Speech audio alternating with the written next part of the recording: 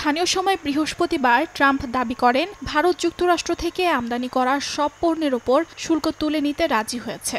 দোহায় এক ব্যবসায়ী সম্মেলনে তিনি বলেন, নয়াদিল্লি এমন একটি চুক্তির প্রস্তাব দিয়েছে যেখানে ওয়াশিংটনকে শুল্কমুক্ত প্রবেশাধিকার দেয়া হবে। তবে ভারতের পররাষ্ট্রমন্ত্রী এস জয়শঙ্কর এই দাবি সরাসরি নাকচ করেন। স্থানীয় সংবাদ মাধ্যমে দেয়া এক বিবৃতিতে তিনি বলেন, আলোচনা এখনো চলছে, যে কোনো চুক্তি হবে পারস্পরিকভাবে লাভজনক। মার্কিন শুল্ক চাপের জবাবে ভারত কিছু পণ্যের শুল্ক কমালেও এখনও $৪৫ বিলিয়ন বাণিজ্য ঘাটতি রয়েছে। বাণিজ্য বিশ্লেষকদের মতে কৃষি ও গাড়ি বাদে বাকি সবখানে শুল্ক কমাতে প্রস্তুত দিল্লি। ভারত 0 নীতি নিতে পারে বলেও মনে করছেন অনেকে।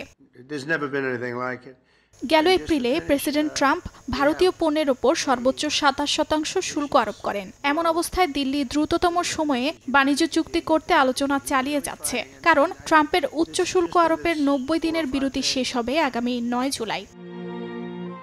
অর্জিতা শেহজিন, সময় সংবাদ।